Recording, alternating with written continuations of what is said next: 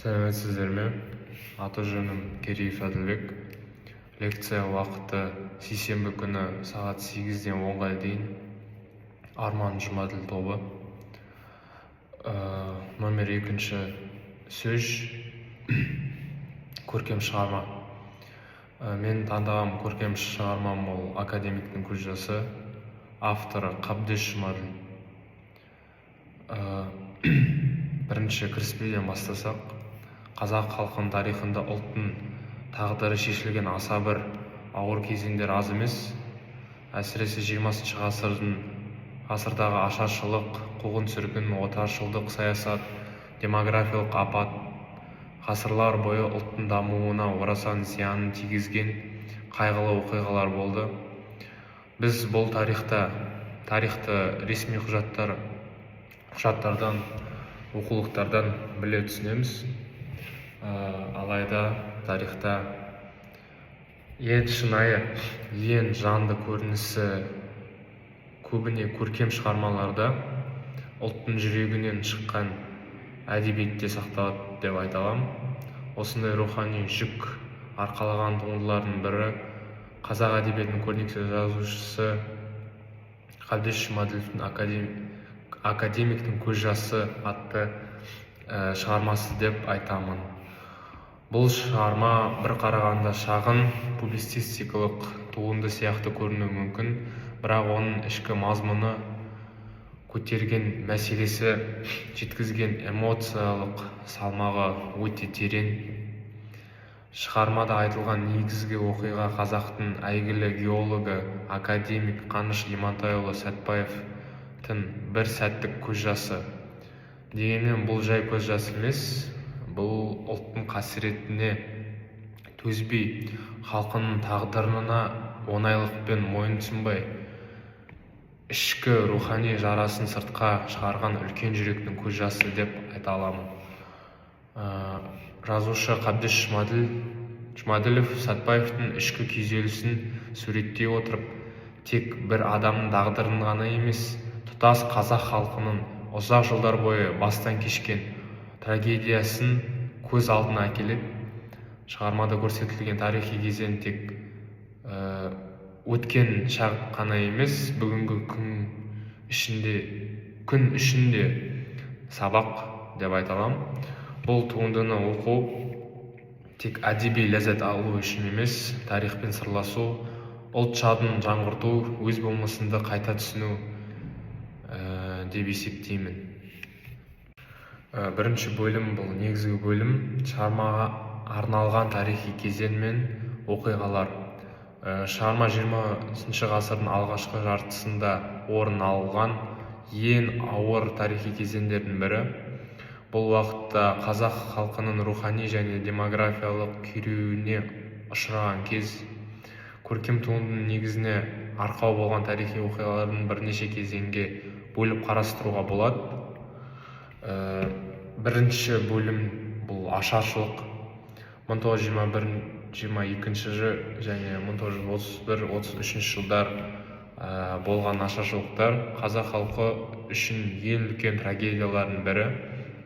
Бұл екінші ашаршылық, яғни 31-33 жылдар аралығында болған. Тарихшылардың зерттеуі бойынша бұл кезеңде қазақтың жартысына жуығы аштан қырылды, халықтың көбі босып, солтүстікке, біреу шығысқа, басқалары көрші елдерге көшіп кетті. Туған жерін тастап, үдере көшкен халықтың орны бос қалды. Шығармада Қаныш Сәтбаев геологиялық экспедиция кезінде дәл осы бос қалған ауылдарды көріп, ішкі ауыр күйді бастан кешеді. Бұл көрініс жай географиялық сурет емес, қазақтың ұлы даласының жаны үзіліп қалғандай әсерін береді. Екінші бөлімге өтсек, бұл демографиялық өзгеріс және сырттан қоныстанушылар. Ашаршылықтан қырылған қазақтардың орнына кеңес билігі сырттан түрлі ұлт өкілдерін жаппай көшірді осы уақытта. Сөйтіп, қазақ даласының этнодемографиялық құрылымы түбегейлі өзгеріске ұшырады. Шығармада автор осы оқиғаны үлкен ауырлықпен баяндайды. Қаныш Сәтбаев қазақ ауылдарын иесіз қалғанына емес, сол жерге бөтендердің ие болып жатқанына күйінетін сезімін көре аламыз. Бұл ұлттық санаға ауыр соққы деп айта аламын. Келесі кезеңдесек, бұл 1937-38 жылдар аралығындағы қуғын-сүргін. 20 ғасырдағы тағы бір қасірет — саяси репрессия. Қазақтың бетке ұстар зиялылары, ғалымдары, ұстаздары ұлтшыл деген жаламен атылып, сотталып, түрмеге жабылды. Қаныш Сәтбаев та сол идеологиялық қыспақтың ортасында жүрді. Оның қызметі, айтқан ойы, жазған сөзі бәрі қадағаланып отырды. Жазушы осы ауыр кезеңді жанды мысалдармен көрсетеді. Ең соңғы бөлім — бұл қазақ ғылымының қалыптасу кезеңі. Шығармадағы Қаныш Сәтбаевтың бейнесі ғылымды сүйген, бірақ халқының тағдырына бей-жай қарай алмайтын тұлға екенін біле аламыз. Автор оның геологиялық еңбектері мен қазақ ғылымын дамытудағы рөлін ерекше атап өтеді. Қаныш Сәтбаевтың ғылым жолында басынан өткен қиындықтары мен кеңестік басқару жүйесінің қысымы, бюрократиялық бөгеттер деген заттарды барлығын шығармада түсіндіріп шығады. Келесі сұрақ — бұл негізгі идея ұлт қасіретін ұмытпау деп айта аламын. Автор қазақ халқы бастан кешкен қайғыны тарихтың шан басқан парағы емес, бүгінгі күннің де сабақ алатын тағылымы ретінде көрсетеді. Қазақ жеріндегі ашаршылық, халықтың босып кетуі — бұл ұмытылған сайын қайталану қаупі бар трагедия. Орыстардың айтатын сөзі секілді, без прошлого нету будущего дегендей, қазақ халқы бұрынғысын ешқашан ұмытпау керек, бірақ онымен ғана шектелмеу керек. Екіншісі — бұл тұлғалық жауапкершілік мәселесі. Шығарманың негізгі идеяларының бірі зиялы азаматтың халық алдындағы жауапкершілігі. Қаныш Сәтбаев ғылым адамы бола тұра ел тағдырына селқос қарамайды. Ол әрбір қазақтың жоғын өз жүрегінен өткізеді. Шығарманы оқи отыра Қаныш Сәтбаевтың осы бейнесін айқын көрдім деп айта аламын. Ол өзінің мүмкіндіктеріне қарамастан, яғни сол кезде Ресейге көшіп, Ресейде ғылым академик болып, былай айтқанда проблемалардан қашудың орнына оларға қарсы тұрды. Яғни қиын кезде өз халқын, өз жұртына деген ықыласын білдірді. Келесі тақырып — бұл жер тағдыры, яғни ұлт тағдыры. Автор үшін қазақ даласы жай кеңістік емес, ол халықтың болмысы. Осы жерде шығармада айтып кетілгендей, Қаныш Сәтбаев Қазақстанның жерін, яғни ұлы даланы бос қалдырмай, сол жер астындағы пайдалы қазбаларды қазақ халқы үшін жұмыс істесін деп, сол жердегі кен орындарын ашуға атсалысып, құжаттар жинап, Мәскеуге өзі барып,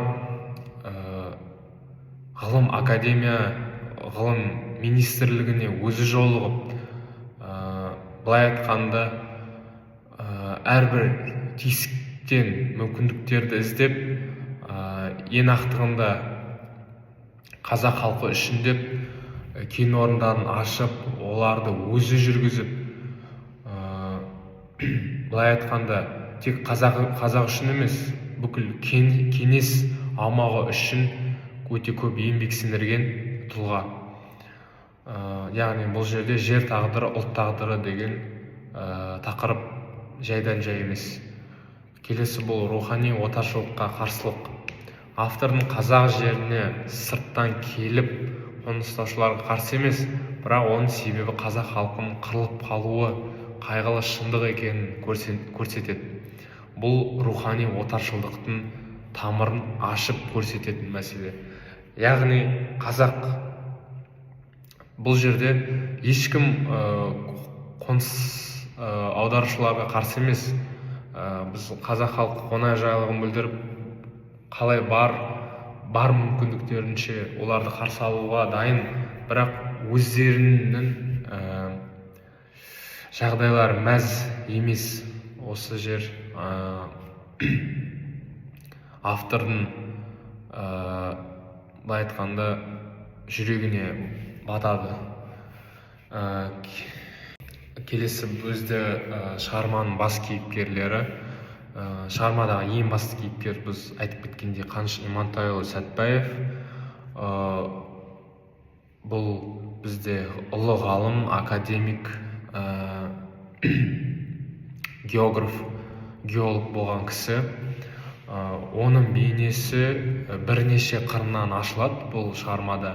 Ең біріншісі бұл әрине ғалым тұлғасы ретінде. Сәтбаев ғылым жолын сүйген, еңбегімен қазақ геологиясын халықаралық деңгейге көтерген адам. Қаныш Сәтбаев Имантайұлы жас кезінде ғылымға құштар адам болған.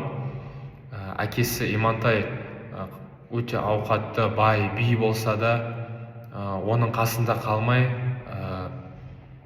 Ресейге барып, білім алып, сол жерден тәжірибе жинап, анда-мында жүріп, ел аралап, жер аралап жүрген. Яғни осы жерден оның ғылымға құштарлығын, ізденісін көре аламыз. Келесі қыры бұл ұлт жанашыры. Ол халықтың тағдырын өз тағдырынан жоғары қояды. Қазақтың ашаршылықта қырылғанына, елдің қара шаңырағын шайқалуына жүрегі ауырған тұлға деп айта аламын. Шығармада Қаныш Сәтбаев өзінің экспедициясында келе жатқанда өзінің туған жеріндегі көрші ауылдарға соғып, сол жердегі қайғылы көріністі көріп, өте қатты қайғырды. Сол жерлерде балалық шағы өткен еді. Бұрында осы жерде мал жайылып, халық былай айтқанда еш уайымсыз өмір сүріп жүреді. Қазір қарасақ, ешбір тірі жан жоқ, не тірі мал жоқ. Дала түнеріп тұрғандай болып тұрады. Шығармада айтып кеткендей, осы жерден Сәтбаевтың ұлтына деген бір орысша айтқанда безразличиесінің жоқтығын көре аламыз. Келесі қыры бұл рухани биік. Рухани жағынан биігі кейіпкердің. Ол үлкен жүректі, кең жүректі, терең сезімді, жан дүниесі нәзік адам. Көз жасы әлсіздігін емес, рухының биіктігінің белгісі деп айта аламын. Автор бейнесіне көшсек, біздің автор ол Қабдеш Жұмаділов. Осы оқиғаларды түп нұсқалы оқырманға түсінікті, қарапайым сөздермен жазған кісі дей аламын. Келесі сұрақ бізде шығармадағы салт дәстүрлер мен ұлттық таным. Шығармада нақты бір салт дәстүрлер көп суреттелмесе де, қазақ ұлтына тән рухани құндылықтарды байқай аламыз. Ең біріншісі бұл жерге деген құрмет, яғни қазақтың жері қасиетті. Бұл түсінік шығарманың басынан соңына дейін айтылады.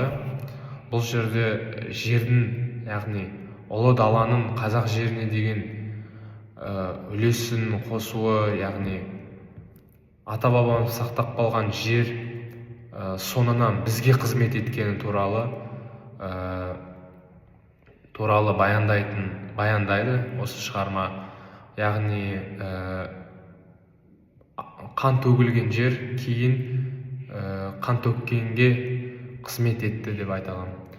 Аманат ұғымы.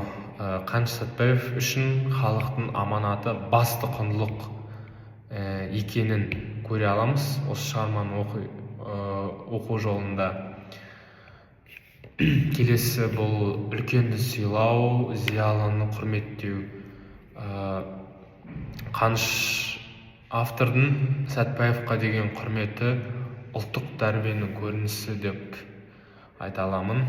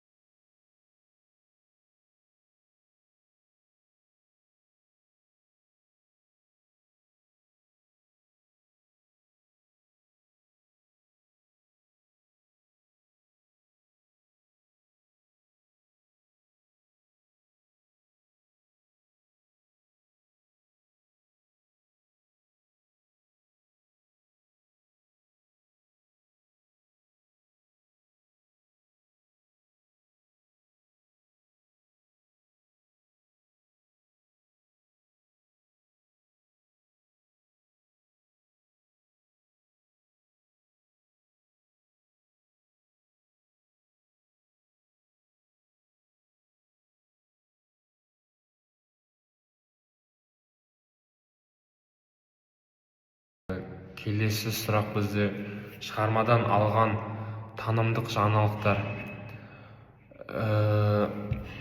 Бұл жерде бірнеше танымдарды айта кетсек болады. Қаныш Сәтпаевтың ғылымнан бөлек азаматтық тұлғасын тану. Шығармада Сәтпаевтың тек ғылым адамы емес, сырттай қасиеттерін оқып біліп түсінуімізге болады. Одан келесі қазақ халқының 20 ғасырдағы қасіретін тарихи эмоциялық қырынан түсіне аламыз. Автор осы қайғылы апатты шығармада эмоция беру арқылы бір өзгеше мәнерде оқырманға түсіндіреді осы эмоцияны. Келесі бұл ұлттың не үшін қырылғанын, тарихи әділетсіздіктердің астарын сезіну. Осы кезде болған репрессия, шығармаларға қойылған шектеулерді қандай әділетсіз, яғни ұлт қайраткерлерінің не үшін қырылғанын, болмыссыз зат үшін бастан кешкен қайғыларын сезіне аламыз. Ұлы адамдардың да өкініш, шарасыздық, күйзеліс сәті болатынын көру. Осы сөзбен біз Қаныш Имантайұлы Сәтпаевтың да осы шығармада бір уақыттарда өзіне деген сенімсіздігін сезген шағында біле аламыз. Ол да адам болған соң өзіне деген сыны, өзіне деген сенімсіздігі қолынан істегісі келсе де қолында ондай мүмкіндік жоқ екеніне қайғыруы, осы сезімдерді көре аламыз. тарихи жадының маңызы, ұмытылмау қажеттігі туралы айтып кеттік. Келесі бұл бізде мәнерлеп оқуға арналған 3 көркем үзінді осы шығармадан. Бірінші үзінді бұл Қаныш экспедициясы жолымен келе жатып, иесіз қалған бір ауылдың орнына аялдады. Жел гуілдеп тұр, кешегі қыбырлаған тіршіліктің бәрі өшкендей, сол сәтте академиктің жүрегінде бір нәрсе үзіліп кеткендей болды. Осы үзіндімен біз Қаныштың экспедиция бойында сезінген эмоциясын айқын түсінуге болады. Өйткені бұл ол өз туған жеріндегі ауылдарға соғып өтіп, сол жерде көріністі көріп, жүрегіне сол сәт қатты батады. Себебі кезінде сол жерлерде балалық шағы өткен еді. Кезінде қазақ халқы мал жайып, тату берекетте ешбір уайымсыз күн кешіп жүреді. Қазір қарасан, тіпті тірі мал жоқ аулаларда, тірі шаң да жоқ, не жарық та көрінбейді үйлерден. Осы бейне Қаныштың үрейін тудырады шығарма бойы. Себебі бұл тек бір адам емес, бүкіл халықтың қайғысы деп айта аламын. Сол себепті осы үзіндіні таңдадым. Келесі үзінді бұл ашаршылықтан қырылған қазақтың орнына сырттан келгендер қоныстанып жатыр дегенді естігенде Қаныштың жан дүниесі тітіркенді. Бұл кең даланың иесі мәңгілікке өзгеріп бара жатқандай көрінді. Кеңес саяткерлері осы мүмкіндікті пайдаланып, қырылған қазақтың, көшіп кеткен қазақтың жерлеріне басқа ұлт өкілдерін шет-шеттен көшіртіп, бізді былай айтқанда өз жерімізден ығыстырудың жолын, айла жолын жасады деп айта аламын. Осы кезде көбінің былай айтқанда жан дүниесі қатты ауыр соққыны сезді деп ойлаймын. Себебі біздің ата-бабамыз осы ұлы далаға аманшылығына, қазаққа қызмет етсін деп сақтап қалған, қан төккен, тер төккен жерлерін біз бір сәтте ғана жоғалтып жатырғанымыз әрбір адам үшін өте ауыр жағдай деп есептеймін. Үшінші үзінді Сәтбаевтың көзінен шыққан жалғыз тамшы ұлт жүрегінің шері еді. Бұл жас бір адамның емес, бір халықтың тағдырын ішке сыйдыра алмаған жүректен туған жас болатын деген үзінді. Осы сөздерден біз Қаныш атамыздың жүрегінің ішкі дүниесінің кеңпейілдігін айқын көре аламыз. Ол қандай жағдай болмасын еліне қызмет етті, барынша мүмкіндіктерді пайдаланды. Былай айтқанда из кожи вон лез деп айта аламын. Орысша айтқанда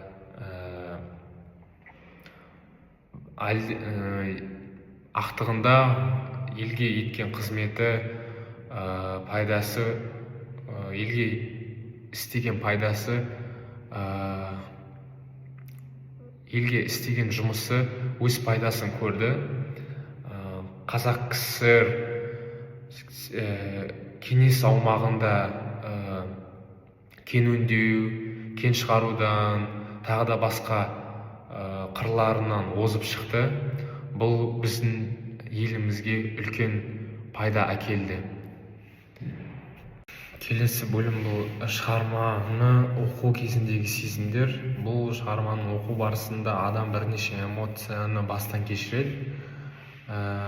Айта кетсек, тарихқа деген мұң, қасірет сезімі, халықтың өткеніне деген аяныш,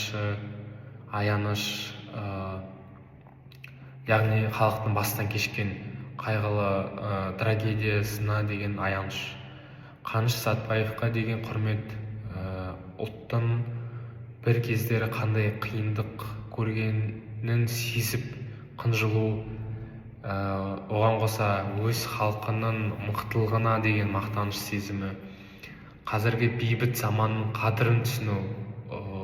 Осы эмоция ең маңызды деп ойлаймын.